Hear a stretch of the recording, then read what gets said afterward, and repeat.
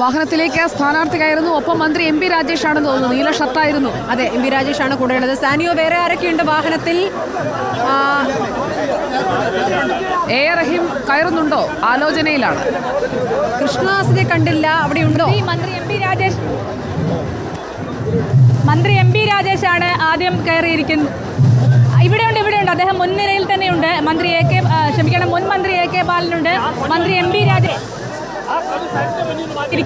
എല്ലാവരും ഉണ്ട്. CPM-ന്റെ സംസ്ഥാന നേതാക്കൾ എല്ലാവരും ഉണ്ട്. എം സ്വരാജ് അടക്കമുള്ള സംസ്ഥാന സെക്രട്ടേറിയറ്റ് നേതാക്കൾ അടക്കമുള്ള ആളുകളുണ്ട്. CPM ജില്ലാ സെക്രട്ടറി EN സുരേഷ് ബാബുവും അതുപോലെ മന്ത്രി എം പി രാജേഷുമാണ് പി സരിനെ ആനയിച്ച് ഈ കൊട്ടിക്കലാശ വേദിയിലേക്ക് കൊണ്ടുപോകുന്നത്. നമുക്കൊരു തടസ്സം എന്താണെന്ന് പറഞ്ഞാൽ എം പി കയറിയിരിക്കുന്നു. ആ വണ്ടിയിലാകട്ടെ നമുക്ക് സ്ഥലവുമില്ല. അതുകൊണ്ട് പ്രതികരണം എടുക്കാൻ കഴിയില്ല. ഇനി സരിന്റെയും പ്രതികരണം എടുക്കുന്നത് എന്നാണ് മനസ്സിലാക്കുന്നത്.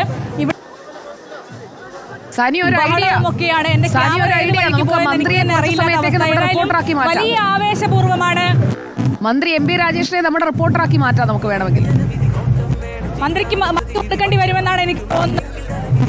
സ്ഥാനാർത്ഥി ഈ റോഡ് ഷോയിലേക്ക് വന്നു കഴിയുമ്പോഴുള്ള പ്രതികരണം, പരസ്യ പ്രതികരണത്തിന് സാനിയോ ഇനിയിപ്പോൾ 1 മണിക്കൂറും 40 മിനിറ്റും മാത്രമേ ബാക്കിയുള്ളൂ. അതുകൊണ്ട് സ്ഥാനാർത്ഥി ഇപ്പോൾ എല്ലാവരെയും അഭിവാദ്യം ചെയ്യുകയാണ്.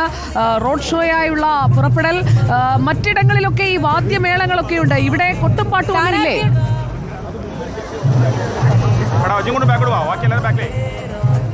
കൊട്ടും പാട്ടും ഒക്കെ പുറകിലാണ്. അതായത് മുൻപിൽ സ്ഥാനാർത്ഥി വരുന്നു. കൊട്ടും പാട്ടും മറ്റു സാധനങ്ങളും ഒക്കെയും പുറകിൽ അണിനിരത്തിക്കൊണ്ടാണ് ഇപ്പോൾ വരുന്നത്. ഏതായാലും വലിയ ആവേശക്കടലായി തന്നെയാണ് ഇപ്പോൾ മുന്നോട്ട് വരുന്നതെന്ന് മനസ്സിലാക്കാം. നമുക്ക് ഒരു തരത്തിലും സ്ഥാനാർത്ഥിയുടെ പ്രതികരണം എടുക്കുക സാധ്യമല്ല. കാരണം അദ്ദേഹം ഈ വണ്ടിക്ക് മുകളിലാണ്. വലിഞ്ഞു കയറാൻ എനിക്കൊട്ട് ഹൈറ്റും ഇല്ലാത്തത് കൊണ്ട് വലിയ ബുദ്ധിമുട്ടാണ്. ഏതായാലും വിചാരിച്ചു വലിയ ആവേശത്തോടു കൂടി വരുന്നു. കൊട്ടും പാട്ടും ഒക്കെ. സാനിയുടെ ആ ബുദ്ധിമുട്ട് എം പി രാജേഷ് കാണുന്നുണ്ടെന്ന് തോന്നുന്നു. നിറയെ മാധ്യമപ്പടക്കിടയ്ക്കൂടെ ഞാൻ സാനിയൊക്കെ എം പി രാജേഷ് ചിരിക്കുന്നുണ്ട്. കാണാൻ ഞാൻ പറഞ്ഞിരുന്നു എനിക്കൊരു ബൈറ്റ് എടുക്കണമെന്ന്. നൂണ്ട് കയറാൻ പറ്റുന്നില്ല. ഇത് നല്ല ഹൈറ്റിലുള്ള വേറൊരു തരത്തിലുള്ള ജീപ്പാണ്. അതിലേക്ക് നൂണ്ട് കയറാൻ പറ്റില്ല. കാല് പൊക്കി തന്നെ കയറണം. കാലിൽ അത്ര ഹൈറ്റ് പോരാ. നമുക്കൊരു കാര്യം ചെയ്യാം. നമുക്ക് മാധ്യമപ്രവർത്തകരെയൊന്നും വണ്ടിയിലേക്ക് കയറ്റുന്നില്ല എന്നുള്ളതാണ്. നമുക്ക് അവർ ഇറങ്ങിയ ഉടൻ തന്നെ ഓക്കെ സാനിയോ, നമുക്കപ്പോ എന്തായാലും നമ്മൾ നേരത്തെ അതായിരിക്കും ഏറ്റവും ഉപകാരപ്രദം. എന്നാൽ എനിക്കൊരു സഹായമായേനെ.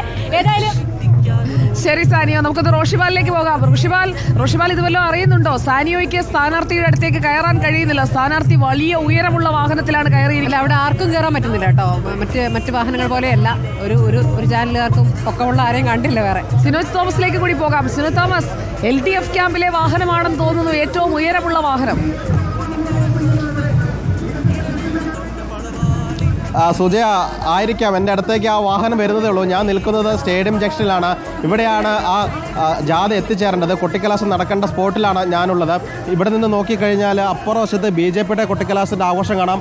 അതിൻ്റെ വലതുവശത്തായിട്ട് കോൺഗ്രസിൻ്റെ കാണാം. പക്ഷേ ഈ LDF ക്യാമ്പിലേക്ക് ആളുകൾ എത്തി തുടങ്ങുന്നതേ ഉള്ളൂ. അതായത് സ്ഥാനാർത്ഥിക്കൊപ്പമാണ് ആളുകൾ ഇവിടേക്ക് റോഡ് ഷോ ആയിട്ട് കടന്നു വരുന്നത്. വിക്ടോറിയ കോളേജിൻ്റെ അടുത്ത് നിന്ന് റോഡ് ഷോ തുടങ്ങി. അവിടെയായിരുന്നു സാനി ഉണ്ടായിരുന്നത്. അത് ഹെഡ് പോസ്റ്റ് ഓഫീസ് വഴി സുൽത്താൻപേട്ട വഴി ഇവിടേക്ക് എത്തിച്ചേരും. ക്രെയിനൊക്കെ വരുമെന്നാണ് പറയപ്പെടുന്നത്. ഒരുപക്ഷെ സരിനൊക്കെ തന്നെ ആ ക്രെയിനിൽ കയറിയുള്ള ഒരു ആഘോഷം കൊട്ടിക്കലാശം നമുക്കിവിടെ കാണാൻ വേണ്ടി സാധിക്കും. ചേട്ടാ, സരിന് വേണ്ടി വന്നാണോ? എത്ര വോട്ട് കിട്ടും? 25,000 വോട്ടിന് മുകളിൽ ജയിക്കും. 25,000 ഉറപ്പാണ്. എന്താണ് ഇവിടെ നമ്മുടെ പാലക്കാട് ഭാഷ പറഞ്ഞാൽ കുഴലുള്ളതുകൊണ്ടാണോ?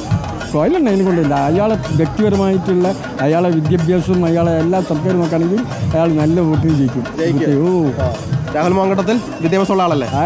അയാൾക്ക് എൻ്റെ വിദ്യാഭ്യാസം എവിടുന്നോ കെട്ടി ഇവിടെ വന്നിട്ട് മത്സരിച്ചിട്ട് അയാൾക്കൊന്നും ഒരു വിദ്യാഭ്യാസം ഇല്ല.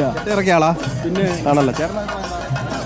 ഇവിടെ സുഖമായിട്ട് ഒരു ചുരുങ്ങിയ വോട്ടിനെങ്കിലും സരിൻ ജയിക്കും. ഈ ചേട്ടൻ പറഞ്ഞു 25,000 വോട്ടെന്നാ പറഞ്ഞു. ഞാനത് പറയുന്നില്ല. ജയിക്കുന്ന കാര്യം ഉറപ്പാണ്. ഭൂരിപക്ഷം പറയുന്നത്. ഭൂരിപക്ഷം ഞാൻ പറയില്ല, ജയിക്കും. കാരണം 3 പാർട്ടി ഇവിടെ നിൽക്കുന്നതുകൊണ്ട് എങ്ങനെയൊക്കെയാന്ന് പറയുമ്പോൾ ജയിക്കും. ഏതാ പാർട്ടി? LDF. എത്ര ഭൂരിപക്ഷം? ഭൂരിപക്ഷം ഒരു 5,000-നും 10,000-നും ഇടയിൽ വരും. പലരും പല ഭൂരിപക്ഷമാണല്ലോ. ചേട്ടൻ ജയിക്കുമെന്ന് പറഞ്ഞു. ആദ്യം കണ്ട ചേട്ടൻ 25,000 പറഞ്ഞു. ചേട്ടൻ കുറച്ചാണ് 5,000-10,000-ന്റെ ഇടയിൽ ജയിക്കും. ജയിക്കുന്ന ഉറപ്പാണ്, ഭൂരിപക്ഷത്തിന്റെ കാര്യത്തിൽ സംശയമുണ്ട്. അല്ല ജയിക്കും. ഭൂരിപക്ഷം 5000 ഇടയിൽ കിട്ടും. നമ്മളിവിടെ നോക്കുകയാണെങ്കിൽ മറ്റ് BJPയുടെയും അതോടൊപ്പം UDFിന്റെ ക്യാമ്പാണ്. അവിടെ ഭയങ്കര ആവശ്യം കാണുന്നുണ്ട്. നമ്മുടെ ആവശ്യം ഇവിടേക്ക് എത്തുന്നേ ഉള്ളൂ. വരും ആവേശമില്ല, ഹോട്ടലിൽ ഉണ്ട്. ഞങ്ങളിപ്പോൾ ആവേശം കണ്ട് പേടിക്കണ്ട. ആവേശം എന്ന് പറഞ്ഞു കഴിഞ്ഞാൽ പലയിടത്തും വണ്ടി കൊണ്ടിറക്കിയ ആളുകളാണ് അവിടെ ഉള്ളത്. യഥാർത്ഥ പാലക്കാട് വോട്ടർമാർ ജാഥ. അത് ശരിയാട്ടോ, അത് എനിക്ക് സംശയം ഉണ്ടായിരുന്നു. ഞാൻ UDF ക്യാമ്പിലൊക്കെ കോഴിക്കോട്ടുകാരൊക്കെ ഞാൻ വരുന്ന വഴിക്ക് കണ്ടിരുന്നു, മറ്റു ജില്ലക്കാരെ തിരുവനന്തപുരംകാരെയും കണ്ടിട്ടുണ്ട്. നിങ്ങളൊക്കെ യഥാർത്ഥ പാലക്കാട്ടുകാരാണ്? അല്ല, യഥാർത്ഥ പാലക്കാടുകാർ ജാഥയായിട്ട് വോട്ടായിട്ട് വരുന്നതേ ഉള്ളൂ. ഇത് ആലപ്പുഴ, കൊല്ലം, മലപ്പുറം നിന്നും കറക്കിയ ആളുകളാണ് നിൽക്കുന്നത്. അത് കണ്ട് പേടിക്കണ്ട, ജനക്കൂട്ടം കണ്ട് പേടിക്കണ്ട. സ്ഥലം ജയിക്കും. ഉറപ്പാണ്, ഭൂരിപക്ഷം ഒന്ന് ഉറപ്പാണ്. ഭൂരിപക്ഷം മിതമായ ഭൂരിപക്ഷമായിരിക്കും. ചേട്ടാ പറഞ്ഞു. പാലക്കാട്ടുകാരൻ്റെ ഏറ്റവും വലിയ സ്വപ്ന ഡോക്ടർ ആയിരിക്കും. വലിയ സംശയം വിചാരിക്കണ്ടേ, അവർ അങ്ങോട്ടായിരിക്കും. ഇന്ന് ഒരു കാര്യം പറയാം, 100% അടിച്ചു കഴിഞ്ഞാൽ UDFിൻ്റെ LDFിൻ്റെ സെഞ്ചുറിക്ക് എന്നുള്ള ഒരു റണ്ണ് കിട്ടാൻ വേണ്ടി പാലക്കാട് വന്നേ പറ്റും. അതായത് യഥാർത്ഥ ഒരു പാർട്ടി ജനങ്ങളിലേക്ക് വേണ്ടി ഇറങ്ങി പ്രവർത്തിക്കാനും ജനങ്ങളിലേക്ക് ആവശ്യമായ കാര്യങ്ങൾ പ്രവർത്തിക്കാനും അദ്ദേഹത്തിനടുത്ത് എന്തെന്ന് പറയാനും ആവശ്യപ്പെട്ടിട്ടുള്ള ഒരു സിമ്പിൾ മനുഷ്യനാണ് ആര്യൻ. മനസ്സിലാവുന്നുണ്ടോ? വളരെ വ്യക്തമായ LDFിലേക്ക് മാത്രം പ്രവർത്തിക്കുന്ന ഒരു വ്യക്തിയല്ല, പൊതുജനങ്ങളിലേക്കും സ്വീകാരനായിട്ടുള്ള വ്യക്തിയാണ് അല്ലേ?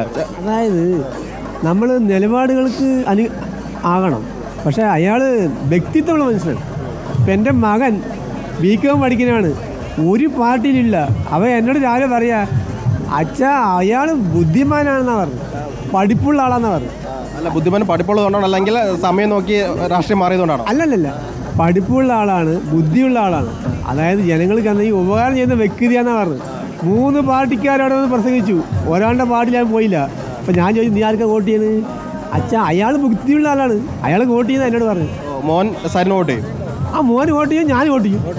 കുടുംബക്കാർ വോട്ട് ചെയ്യും? പാലക്കാട് സുഖമായി ജയിക്കും, സരിൻ ജയിക്കും. എന്നാൽ ഭൂരിപക്ഷം പറ. ഒരു 2000-4000 വോട്ട്. അത്ര കുറച്ചുകളെന്ന് എന്താ? അത്ര മതി. അത് മതി. ഒരു വോട്ട് ജസ്റ്റ് കിട്ടിയാൽ മതി. കുറച്ച് പറഞ്ഞിട്ട് നിറയെ വാങ്ങും വോട്ട് ലീഡിങ്. ഒരു വോട്ട് മതി. ഒരു വോട്ടിന് ജയിച്ചാലും മതി. ഞങ്ങളുടെ ജയിക്കുന്ന സ്ഥാനാർത്ഥികൾ LDFിൻ്റെ 1230, 530 ഞങ്ങൾ ജയിച്ചിട്ടുള്ളൂ. ഞങ്ങളുടെ ടീമാണത്. ക്യാമ്പിൽ നിന്നുള്ള വിവരങ്ങളാണ് നൽകിക്കൊണ്ടിരിക്കുന്നത് നമ്മുടെ